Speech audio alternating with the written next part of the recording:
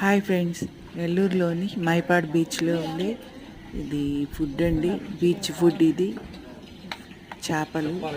చేపల్ని ఇలా ఫ్రై చేసి ఇస్తారు. చాలా చాలా టేస్టీగా ఉంటాయి.